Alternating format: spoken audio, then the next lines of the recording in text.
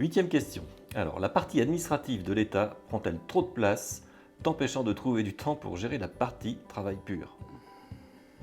Oui, alors ça, je pense que Virginie est plus confrontée à ça que moi. Oui, on a beaucoup de choses. Oui, il y a beaucoup de choses obligatoires qui sont obligées de faire. Et effectivement, c'est aux dépens du reste. Mais on a plein de choses à faire. Et c'est très chronophage. Et c'est vrai que des fois, on perd le fil de notre métier. Moi, des fois, j'arrive le matin, j'ai ça à faire. Le soir, j'ai fini, j'ai rien fait. Parce que je vais avoir été dérangée par des choses diverses et variées. On n'était pas trop confronté à ça quand j'ai commencé à bosser avec mon père, parce qu'effectivement, on demandait pas d'autorisation d'enseigne, etc. C'est vrai qu'aujourd'hui, on a énormément de choses en amont, les autorisations administratives, les contraintes de format d'enseigne sur les façades, les clients qui vont nous demander sur la TLPE, enfin, il y a énormément de choses normatives avant et après avec les DOE, c'est-à-dire les dossiers de recollement, après qu'on ait fait un chantier où on fait les plans à jour pour le client avec les PVFE des matériaux, etc. Donc ça devient de plus en plus technique et compliqué. Et c'est vrai que ce n'est pas forcément des prestations qu'on valorise, mais ça fait partie du jeu aujourd'hui. 9e et dernière question. Quel projet as-tu pour l'avenir de l'entreprise? Alors, là comme ça, j'espère bien lancer notre nouvelle société à Caen, Léon l'enseigniste. Donc ça, c'est un projet qui me tient personnellement à cœur. Donc avec toute l'équipe, on y travaille et ça me paraît vraiment bien parti. Des projets, je pense que quand on est chef d'entreprise, tu me contrediras si je dis des bêtises, Jérôme, mais je pense que si à partir du moment où on n'a plus de projet, c'est que c'est mauvais signe pour l'avenir. Moi, je suis quelqu'un qui a toujours des projets, alors que ce soit sur la partie professionnelle et puis à titre personnel.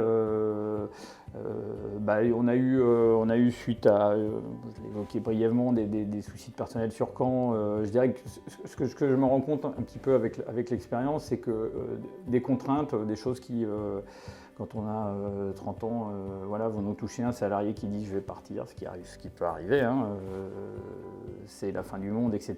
Et on se rend compte un petit peu avec l'expérience et puis des fois 2-3 ans de recul, que c'est des fois d'une contrainte naissent aussi des opportunités de faire évoluer d'autres gens ou de voir différemment.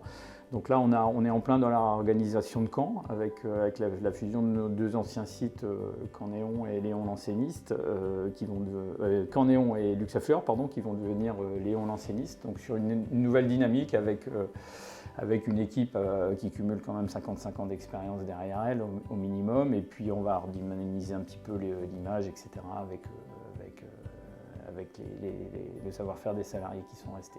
Donc ça, c'est un point de développement qui nous a pris pas mal de temps. Et puis que Publicité François dure encore de nombreuses années et vraiment qu'on conserve aussi ce bien-être qu'ont nos salariés quand ils viennent travailler chez nous. Ça, c'est super important pour moi. Merci Virginie. Merci Jérôme. Après, la grande étape, on commence effectivement à y penser un petit peu, c'est la suite, quoi. Donc, qui sera effectivement lié à l'arrivée ou non de nos enfants. Donc, potentiellement, Camille, la fille de Virginie, est plutôt partie est assez brillante dans tout ce qui concerne la cuisine. C'est vraiment ce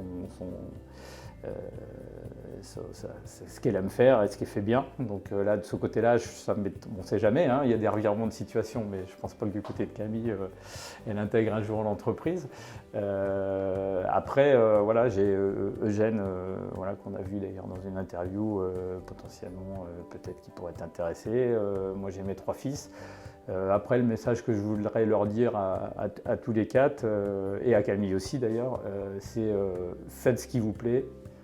Soyez heureux dans votre métier Et voilà, si, c'est une grande joie de reprendre une entreprise familiale, mais il ne faut pas le faire voilà, parce qu'on se sent contraint, ce qui n'a jamais été mon cas. Mes parents, enfin Virginie non plus, je pense ils nous ont laissé du temps pour y réfléchir. Bon, il y a un moment, effectivement, moi j'ai fait des études assez longues et bon, je pense qu'à 25 ans, je pense que mon père ne s'était pas entouré. Alors naturellement, c'est quelqu'un qui centralisait à l'époque beaucoup de choses, mais je pense qu'il savait aussi que j'arrivais derrière, donc il y a un moment, il a bien fallu y aller pour l'épauler. Donc j'ai pas eu l'occasion d'avoir une expérience ailleurs, ce que j'aurais bien aimé, mais c'est pas un regret aujourd'hui. Mais voilà, faut vraiment être passionné, motivé, et voilà, après c'est une grande joie effectivement de transmission. Merci Greg. Merci Jérôme.